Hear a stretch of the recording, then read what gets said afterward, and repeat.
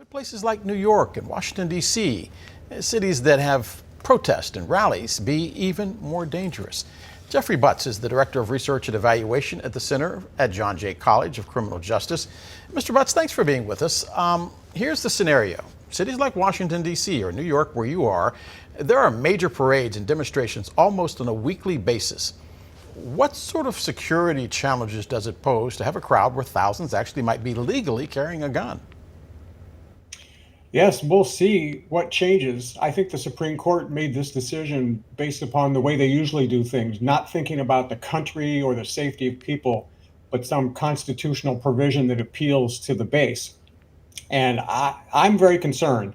It's not just rallies and concerts and outdoor events, but just in general, I think we can expect more people to be carrying more guns in public in the next few years unless state lawmakers think of another way to handle this problem. Speak to the fact that we're a big country and different parts of the country view guns differently. In New York, where you are, the concept of a gun on a crowded subway system is different than the concept of a gun in the back of a guy's pickup truck in South Dakota. So do you think the Supreme Court got it right in balancing the needs of the nation, not only to have a Second Amendment right, but also a First Amendment right to gather and have free speech? I don't think the Supreme Court cared about the balance of the nation, and I don't think that's how they would address this issue. They actually, if you look at some of the language in that case, they actually disputed one of the other justices bringing up the issue of death due to guns and said that was irrelevant or it's not part of this law. I think basically they were trying to perpetuate this silly notion that an amendment passed in 1791 should govern our public policy about safety and gun use. I'm curious, one of the things that happened in the recent Supreme Court rulings is that the fences went up around the court because they were concerned about security. They're now concerned about the security of the justices themselves following protest outside the house of Brett Kavanaugh in the suburbs of Washington. Do you see the court now basically having to live with a monster that it has created, and that being my word, not necessarily something that is editorial on the part of this network?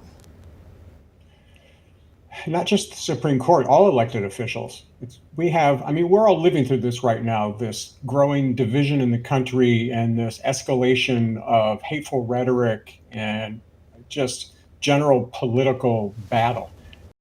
When you have that situation heating up and you have so many guns in circulation, especially during the period 2019 to 2021, during the pandemic, we had 8 million first-time gun buyers, which is a concern. Already, we are the most gun-possessing country in the world. And I think if you add to that all the political rhetoric and the hate speech, it's very concerning. And we're seeing increases in gun homicides, up 43% just in the last 10 years. It's very concerning. So let me push back. Someone is going to look at you and say, you're a New York liberal. You don't understand. I've been carrying my sidearm now in Texas or South Dakota, North Dakota, Wyoming, Montana. What's the big deal?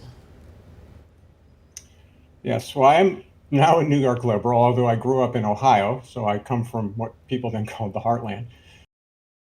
I think we have to have elected officials who think about the whole country. And right now, there are too many elected officials who just think about their voters. And if you just think about the dangers involved with people carrying guns around, most of us have the experience of being in a situation where our personal behavior could harm others. And that situation is driving on a highway. Most of us try to stay between the lines, obey the speed limit, watch out for others. The vast majority of people, almost everyone, is careful in that environment. But then you see someone who takes chances, passes at a high rate of speed, goes off to the right side. There's always someone willing to express themselves, maybe their anger and their macho, by misbehaving. And when those people have guns in their pocket, people get killed. Mr. Butts, the midterms are fast approaching. We are already looking at a January 6th committee where we find out that the mags were taken down, the magnetometers were taken down, and some people who had arms might have approached the Capitol.